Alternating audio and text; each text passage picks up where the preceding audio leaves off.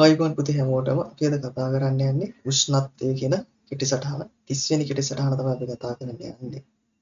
එතකොට channel එකට subscribe කරන්න, ඒ වගේම වීඩියෝ එකට like එකක් දාන්න සහ comment කරන්න කියලා ආරාධනා කරනවා. හරි අපි මුලින්ම බලමු උෂ්ණත්වය කියලා කියන්නේ මොකක්ද කියලා. උෂ්ණත්වය කියලා කියන්නේ වස්තුවක් නිර්මාණය වෙලා තියෙන මේ අංශු වල තියෙන මධ්‍යයන් චාලක ශක්තිය පිළිබඳ මිනුමකට තමයි අපි කියන්නේ උෂ්ණත්වය කියලා. උෂ්ණත්වය කියලා කියන්නේ වස්තුවක් නිර්මාණය වෙලා තියෙන අංශු වල තියෙන මධ්‍යයන් චාලක ශක්තිය පිළිබඳ මිනුමකට තමයි අපි කියන්නේ උෂ්ණත්වය කියලා. ඊළඟට අපි උෂ්ණත්වය මනින් භාවිතා කරන උපකරණය අපි දන්නවා උෂ්ණත්වමානය. උෂ්ණත්වය මෙහෙම සඳහා අපි භාවිතා කරන්නේ උෂ්ණත්වමානය. ඒ උෂ්ණත්වමානය මුලින්ම හොයාගත්තේ ගැලීලියෝ කියන්නේ හොයාගත්තනේ අතරම නිපදුවේ ගැලීලියෝ ගලේ ක්‍රිස්තු වර්ෂ 1600 දී ගැලීලියෝ ගැලීලි විසින් තමයි උෂ්ණත්වමානය නිපදවන්නේ. ඒ උෂ්ණත්වය මැනීම සඳහා අපි භාවිතා කරන උපකරණය තමයි උෂ්ණත්වමානය. මුල්ම උෂ්ණත්වමානය නිපදුවේ ක්‍රිස්තු වර්ෂ 1600 දී පමණ ගැලීලියෝ ගැලීලි විසින්. ළඟට වර්තමානයේ භාවිතා කරන උෂ්ණත්වමාන වර්ග තියෙනවා.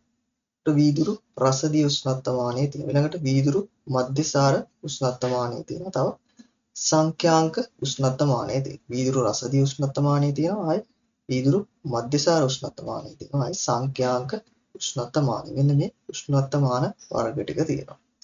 ඊළඟට අපි මතක තියාගන්න ඕන දෙයක් තමයි උෂ්ණත්වය මැනීමේ අන්තර්ජාතික ඒකකය. අන්තර්ජාතික ඒකකය තමයි කෙල්වින්. අන්තර්ජාතික ඒකකය. උෂ්ණත්වය මැනීමේ අන්තර්ජාතික ඒකකය කෙල්වින් කියලා අපි මතක තියාගන්න ඕනේ. ඊළඟට සෙල්සියස් සහ කෙල්වින් අතර උෂ්ණත්ව අතර සම්බන්ධතාවය. මේකත් වැදගත් වෙන කොටසක්. කෙල්වින් සහ සෙල්සියස් පරිමාණ අතර වෙනස තියෙන්නේ වයි ශුන්‍ය අගයන් තෝරාගෙන ඇති උෂ්ණත්ව දෙක අතර පමණක් තමයි මේ වෙනස තියෙන්නේ. කෙල්වින් සහ සෙල්සියස් පරිමාණ අතර වෙනස තියෙන්නේ ඒ වයි ශුන්‍ය අගයන් ලෙස තෝරාගෙන ඇති උෂ්ණත්ව දෙක අතර වෙනස තමයි මෙතන තියෙන්නේ. එතකොට සෙල්සියස් වලින් මයින් ලද උෂ්ණත්වයක් අපි කෙල්වින් පරිමාණයෙන් දක්වන්න අපි 273ක් එකතු කරන්න ඕන. ඊළඟට කෙල්වින් පරිමාණයෙන් දීලා තියෙන උෂ්ණත්වය සෙල්සියස් පරිමාණයෙන් දක්වන්න අපි 273ක් අඩු කරන්න ඕන. සෙල්සියස් වලින් මයින් ලද උෂ්ණත්වයක් කෙල්වින් පරිමාණයෙන් දක්වන්න අපි 273ක් එකතු කරන්න ඕන. ඊට පස්සේ කෙල්වින් පරිමාණයෙන් තියෙන උෂ්ණත්වය සෙල්සියස් කරන අපි 273ක් අඩු කරන්න ඕන. හරි. එතකොට අපි මුලින්ම කතා කරේ උෂ්ණත්වය කියලා කියන්නේ මොකක්ද කියලා. උෂ්ණත්වය කියලා කියන්නේ වස්තුවක් නිර්මාණය වී තියෙන අංශු වල පවතින මධ්‍යන්න චාලක ශක්තිය පිළිබඳ මිනුමකට තමයි උෂ්ණත්වය කියලා කියන්නේ. ඊට පස්සේ අපි කතා කරේ උෂ්ණත්වය මැනීම සඳහා භාවිත කරන උපකරණය තමයි උෂ්ණත්වමානය. එතකොට මුල්ම උෂ්ණත්වමානය නිපදුවේ විශ්ව වර්ෂ 1600 දී පමණ ගැලීලියෝ ගැලීලි විසින් තමයි නිපදවීම සිදු කළේ. ඉතින් වර්තමානයේ භාවිත කරන ලබන උෂ්ණත්වමාන ගැන අපි කතා කරා. වීදුරු රසදිය උෂ්ණත්වමානය, ඊට පස්සේ වීදුරු මධ්‍යසාර උෂ්ණත්වමානය, සංඛ්‍යාංක උෂ්ණත්වමානය.